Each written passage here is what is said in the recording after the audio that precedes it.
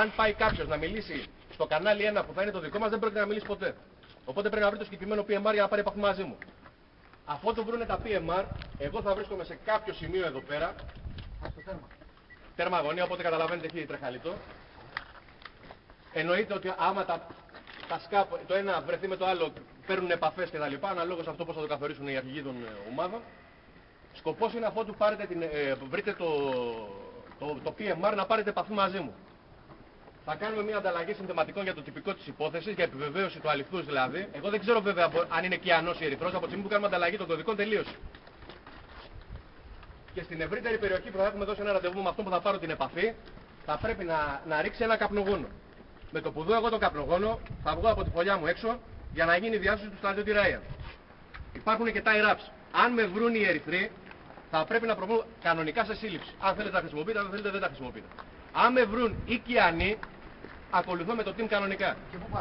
Σκοπός τώρα, όποιος με βρει, αν με βρουν οι ερυθροί και καταλάβω ότι είναι δηλαδή ο αντίπαλος, θα ανταλλάξουμε και πύρα.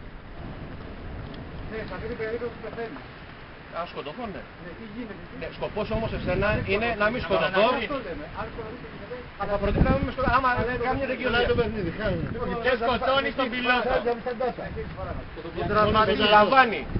Ή με βρίσκουνε και σκοπός είναι να κάνουμε απαγκίστρωση από αυτή την περιοχή και να πάμε στο κτίριο εδώ που είναι εδώ μπροστά μας.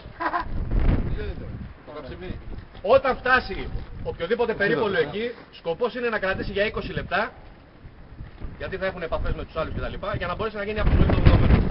Ερωτήσεις, αντιρρήσεις, απορίες. Εξήγησε πώς ξεκινούν οι ομάδες.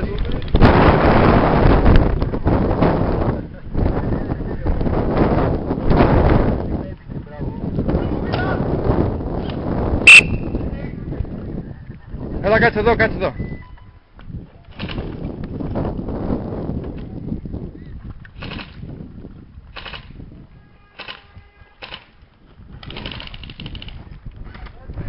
Όπα, κάτσε κάτω, φωνάζει medic.